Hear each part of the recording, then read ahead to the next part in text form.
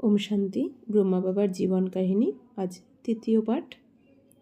আলোচনা হচ্ছিল পিতাশ্রী প্রজাপিতা ব্রহ্মার উত্তরণ সম্বন্ধে।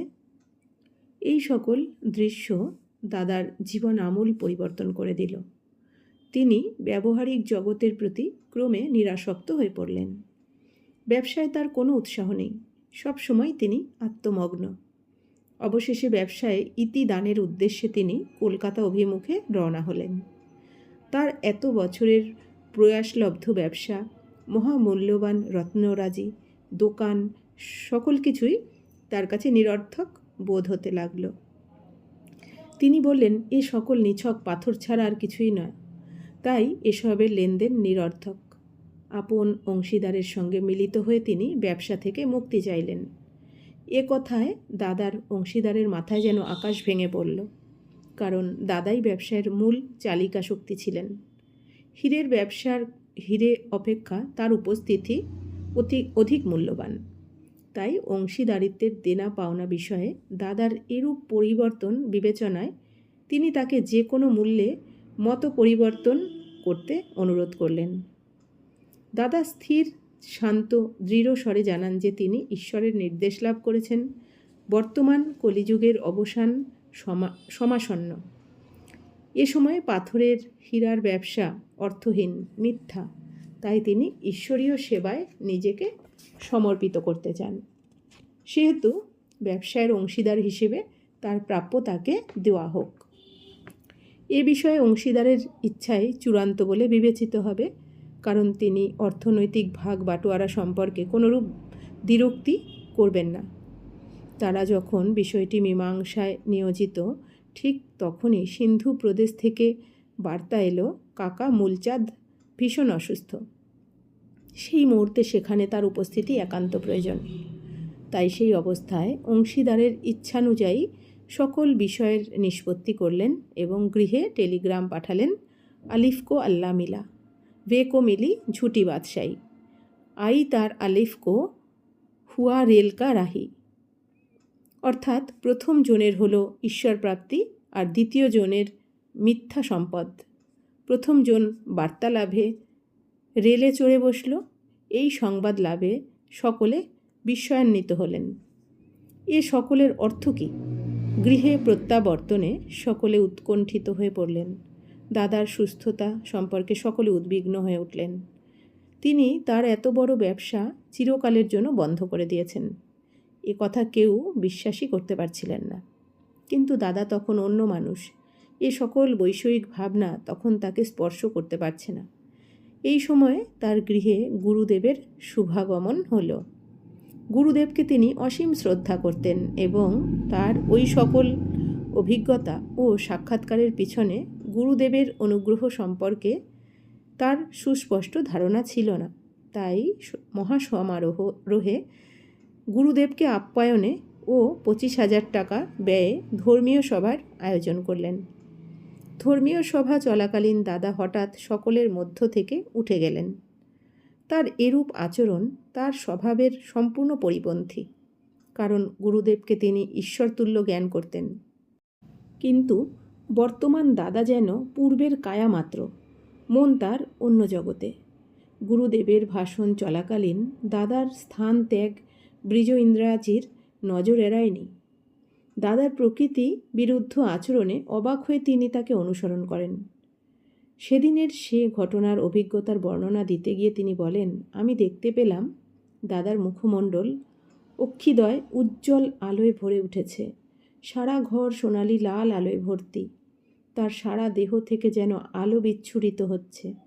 আলোর এই স্রোতধারায় আমিও যেন ভেসে যেতে লাগলাম। আমার নিজেকে অসম্ভব হালকা বোধ হতে লাগলো। মন পবিত্রতায় ভরে গেল। আমি দেহবোধ হারালাম। অতীব মধুর, শান্ত, মৃদু, সুগভীর স্বর যেন দূর থেকে আমার কানে ভেসে আসতে লাগলো। ধীরে ধীরে তা আমার কাছে আরও স্পষ্ট হতে লাগলো। এক অনির্বচনীয় আনন্দে আমার মন ভরে গেল। সকল ভয় আশঙ্কা দূর হয়ে গেল।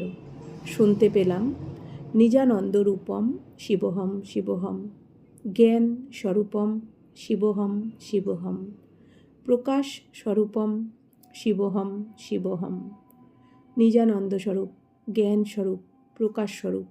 আমিই শিব, আমিই শিব, আমিই শিব। আজও আমি সে শব্দ শুনতে পাই, সে দৃশ্য আমি কখনোই বিস্মৃত হব না। তরিদাহত ব্যক্তির ন্যায় আমি স্থবির হয়ে গিয়েছিলাম। আমার কোনো দেহবোধ ছিল না। সেই স্মৃতি আজও আমার মনে অমলিন। এই অবস্থায় কতক্ষণ ছিলাম আমার মনে নেই। বাবা চোখ খুললে আমি তাকে জিজ্ঞাসা করলাম, বাবা, আপনি সব কিছু এমন বিস্ময়ে দেখছেন কেন? এতক্ষণ আপনি কোথায় ছিলেন? কি দেখছিলেন? তিনি শান্তভাবে বললেন, তুমি কি জানো সে কে? জ্যোতির্ময়, সর্বশক্তিমান, এক নতুন জগৎ। তিনি দূর, বহু দূরে, আলোর জগতে, সেখানে অনেক অনেক নক্ষত্ররাজির ন্যায়। যখন সেই তারারা নেমে আসছিল, পদার্পণেই তারা এক একজন রাজকুমার রাজকুমারীর রূপ পরিগ্রহ করছিল। সেই শক্তি জ্যোতি আমায় বলল, তোমায় এমন জগৎ নির্মাণ করতে হবে। কিন্তু কিভাবে? তিনি তো আমাকে দেখালেন না। আমি কিভাবে ওইরূপ বিশ্ব নির্মাণ করব? দাদার সঙ্গে এ সকল কথাবার্তা কে বলছিলেন? তিনি সর্বোচ্চ, সর্বশ্রেষ্ঠ, সর্বশক্তিমান। আমি নিজে দাদার মধ্যে ঈশ্বরকে প্রবিষ্ট দেখেছি। তার উপর ন্যস্ত কর্মের ভার সম্পাদনের পথ খুঁজতে তিনি আরও গভীর সাধনায় মগ্ন হলেন। অবশেষে সকল বিষয় তার কাছে সুস্পষ্ট হয়ে উঠল। তিনি উপলব্ধি করলেন স্বয়ং ঈশ্বর পরম করুণাময় শিব তার দেহে প্রবিষ্ট হয়ে আসন্ন বিনাশ সম্পর্কে তাকে অবহিত এবং আগত নবযুগ প্রবর্তনের ভার তার উপর ন্যস্ত করলেন। ঈশ্বর প্রদত্ত ভার তিনি সানন্দে গ্রহণ করলেন ও ঈশ্বরের মাধ্যম হলেন। নিত্য নতুন অনুভবে তার জীবন সমৃদ্ধ হয়ে উঠল। তিনি বুঝতে পারলেন স্বয়ং ভগবান তার দেহ আধার করে প্রতিদিন জীব, জীবন ও সৃষ্টির রহস্য উন্মোচন করছেন। সকল বিষয় সম্যকভাবে অবগত হওয়ায় তার আনন্দের সীমা রইল না। তিনি বুঝতে পারলেন ঈশ্বর তার প্রতিশ্রুতি অনুযায়ী পুনর্বার 5000 বছর পরে ধরায় অবতরণ করে গীতা জ্ঞান দান করছেন। সত্য উপলব্ধিতে তার মধ্যে আধ্যাত্মিকতার স্ফুরণ, বিকাশ ও প্রকাশ ঘটতে লাগল। তিনি আনন্দে আত্মহারা হলেন এবং সকলকে তা প্রকাশ করতে লাগলেন। তার এই অত্যাশ্চর্য উপলব্ধি, ব্যাখ্যা ও পরিবর্তন সকলকে চমৎকৃত করল। তারা তার সংস্পর্শে এসে আমূল পরিবর্তন হয়ে যেতে লাগল। দলে দলে মানুষ, আবাল বৃদ্ধ বনিতা প্রতিদিন তার সান্নিধ্য লাভে মুরলী শ্রবণে তার কাছে সমবেত হতে লাগল। অনেকে তার মধ্যে শ্রীকৃষ্ণকে দর্শন করলেন। ছোট কিশোর শ্রীকৃষ্ণ জ্ঞানে তার সঙ্গে বাল্যক্রীড়া শুরু করে দিল। মাতৃকুল গোপাল জ্ঞানে কোলে তুলে আদর করতে লাগল। যে কেউ তার সংস্পর্শে এলে দেহভেদ ভুলে আত্মানুভূতি লাভ করত। ফলে দিন প্রতিদিন ঈশ্বরীয় পরিবারের শ্রীবৃদ্ধি হতে লাগল। মানুষ ঈশ্বরকে প্রেমময় বলে স্মরণ করে, কিন্তু প্রেমের প্রকৃত স্বরূপের উপলব্ধি কী? পিতাশ্রী প্রজাপিতা ব্রহ্মার দেহের মাধ্যমে তিনি সকলকে তা উপলব্ধি করালেন। যে কেউ তার সংস্পর্শে আসত তৎক্ষণাৎ তার উপলব্ধি হতো যে তিনি প্রেম সাগরের তটে এসে পৌঁছে গেছেন। দাদা লেকরাজের দেহরূপী রথে ঈশ্বরের অবতরণের ফলে তিনি অর্থাৎ ভগবান শিব তার নামকরণ প্রজাপিতা ব্রহ্মা করলেন এবং পিতাশ্রী প্রজাপিতা ব্রহ্মার মুখকমল নিঃসৃত বাণীর মাধ্যমে যে সকল ব্রহ্মা বৎস জন্মলাভ করল তারা ব্রহ্মাকুমার, ব্রহ্মাকুমারী হিসেবে পরিচিত হল। ঈশ্বরীয় জ্ঞান লাভে তাদের জীবনে যে আমূল পরিবর্তন সাধিত হল তা একই দেহে দ্বিতীয় জীবন অর্থাৎ দ্বিজতে রূপান্তর। তারা পিতাশ্রীর অমোঘ চৌম্বকীয় আধ্যাত্মিক আকর্ষণে সমবেত হতে লাগল এবং দিন প্রতিদিন তা বৃদ্ধি হয়ে অবশেষে তা এক সংগঠনের রূপ ধারণ করল। প্রতিদিন ঈশ্বর সান্নিধ্য ও তার অমৃতময় বাণী শ্রবণে তারা আনন্দে আত্মহারা হয়ে যেতেন। এক অনির্বচনীয় আনন্দে সকলে বিভোর হয়ে থাকতেন। ঈশ্বরের উপদেশ অনুযায়ী সকলে আপন সংস্কার পরিবর্তনে গভীর তপস্যায় মগ্ন হতেন। তাদের অনেকেই উপলব্ধি করল যেন তারা নতুন বিশ্বে অবাধ বিচরণ করছে। স্থূল জগৎ তাদের বোধ থেকে বিলুপ্ত হয়ে যেত। পবিত্র, নির্মল, দিব্য ভাব সদা তাদের ঘিরে রাখত। ধীরে ধীরে এ সংবাদ সকলের কাছে পৌঁছে গেল। অনেকেই উৎসুক ভরে অনুসন্ধিৎসা নিবারণে তথায় উপনীত হলে সেখানকার পরিবেশ, আধ্যাত্ম শক্তির প্রকম্পন এবং ভাই বোনেদের পরিবর্তিত জীবনধারা দেখে চমৎকৃত হতেন এবং উপলব্ধি করতেন যে ঈশ্বর ছাড়া এ কাজ কারো পক্ষে সম্ভব নয়। কালক্রমে এ কথা সকলের নিকট পরিষ্কার হয়ে গেল যে ঈশ্বর নবসৃষ্টি রচনায় ঈশ্বরীয় জ্ঞান দানে দাদা লেখরাজকে নিমিত্ত করেছেন এবং তার দেহরূপী রথী হয়ে লেখরাজের মুখ দ্বারা ঈশ্বরীয় জ্ঞান দান করছেন। এবার আলোচনা করব আমরা ওম মণ্ডলী সম্বন্ধে। দাদার সৎসঙ্গে সুমধুর ওম ধ্বনি উচ্চারণের মাধ্যমে তপস্যা কার্য পরিচালিত হতো। এই সুমধুর ধ্বনি উচ্চারণের সঙ্গে সঙ্গে অনেকেই দেহ চেতনা ভুলে অতীন্দ্রিয় জগতে চলে যেতেন। কালক্রমে এই সংবাদ বহু লোকের কাছে পৌঁছে গেল।